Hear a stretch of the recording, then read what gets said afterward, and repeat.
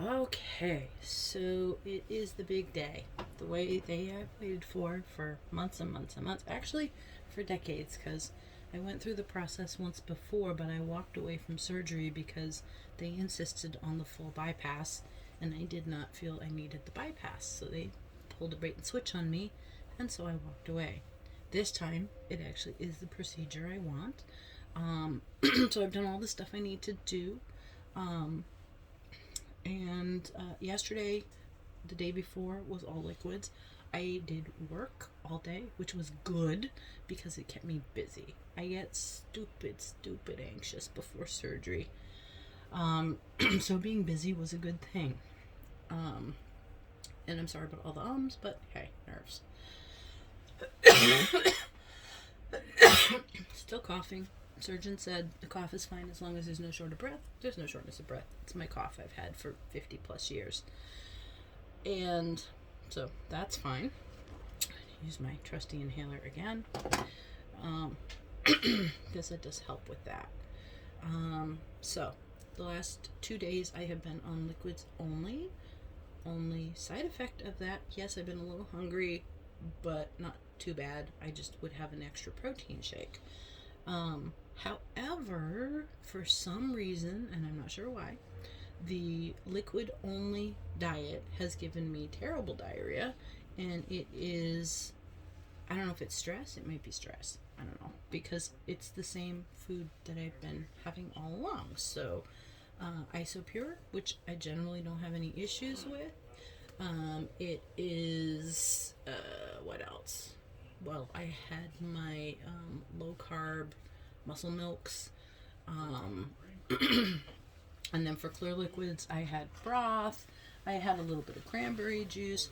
All stuff that I have had all along, and it's never been an issue. So why it should do that when I'm trying to aggressively hydrate before I have this procedure is beyond me. But I didn't want to take Imodium or anything for it because I don't want to slow down my GI tract right before I'm going to have major GI surgery. So, that being what it is the morning of surgery. My friend Debbie, who I adore more than Earth itself, she came down and she is a wonderful package of sass. She's great. And so we stayed up until 2:30 in the morning just visiting and chatting, and it got me to the point where I was exhausted enough that I could go to sleep. Um, so I got some sleep. I woke up a whole lot earlier than I wanted to because of nerves. And so now she's having breakfast with Les. And since I can't have anything, being NPO, I am doing my hair so it will be done before surgery. I decided to do two braids just because it contains it really well. They can tuck it up in the surgical cap, no issues there, but it's flat in the back so I can lay on it comfortably and also not get dreadlocks from just a braid down the back being mashed into my skull. So it'll make for fewer tangles that I have to undo later. And I just made sure that there was no metal, so I can't use any barrettes or anything. So that's what I'm doing. I'm French braiding my hair. Um, well, sort of a half French on the top, but at any rate, it's working. And my hair ties are the little tiny ones because I have skinny little braids, and these are like gold. They're really hard to find. Couldn't find one. It went missing. You know where I just found it? It was on the sink, keeping the sink from stream to spray. It was being a pressure retention device. And I've reclaimed it because I only have two of them, and they're like hen's teeth. They're really hard to find. So what is next for the morning? I was told I could have somebody with me for emotional support, which pre-op, that's when I'm a nervous wreck. Afterwards, I do fine. I just do what I gotta do.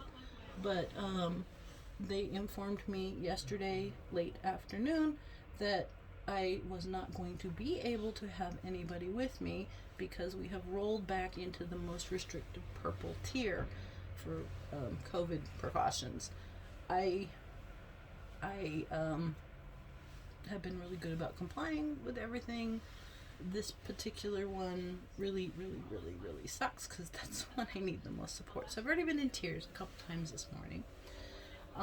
But I have, Debbie is going to be texting me, so I'm bringing extra battery bricks for the phone.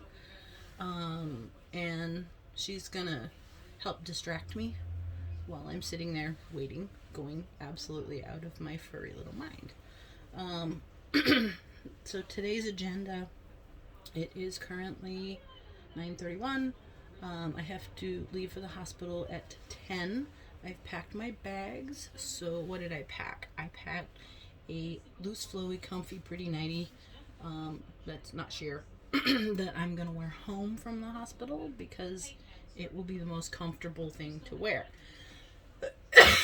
Of course, I've packed the appropriate undergarments to go under that because I'm not going en natural under them.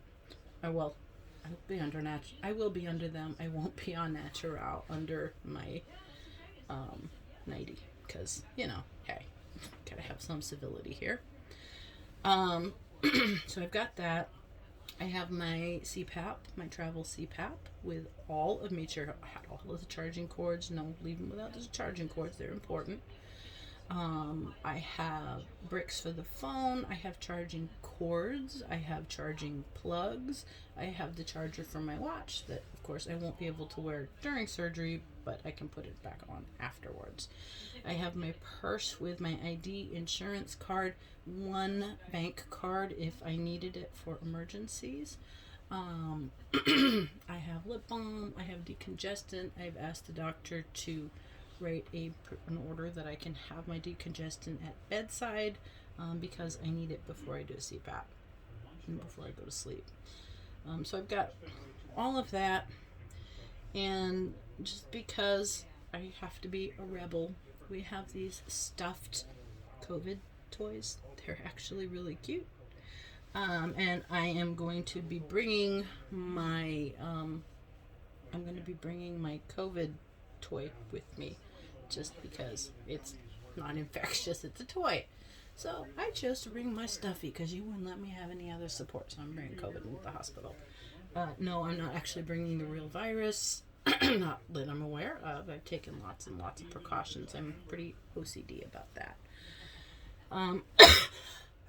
But that's going to be my foutoir, you wouldn't let me have my support person gesture. Yeah, okay, so it's petty. Oh well, deal with it. People deal with stress in different ways. That's going to be one of my coping tools. So, braid's done. Ready to go. I get to the hospital, they pre-screen you, they make sure you don't have a fever. I know for a fact I don't have a fever. I usually run in the 96 to 97 range anyhow. Let's see what it is.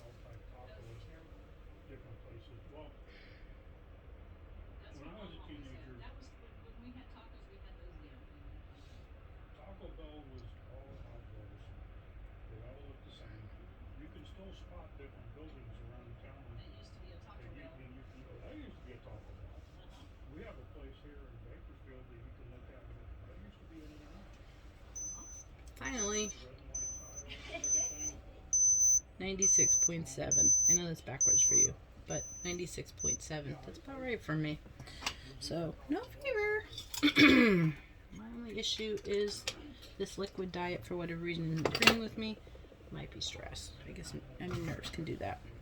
So, Debbie is going to take me to the hospital. I mean, I don't know if they're both going to take me. I think Debbie might take me because Les wants to go to the plasma center and donate, which is an awesome thing for him to do. I'm actually okay with that because he is not super comfortable with hospitals.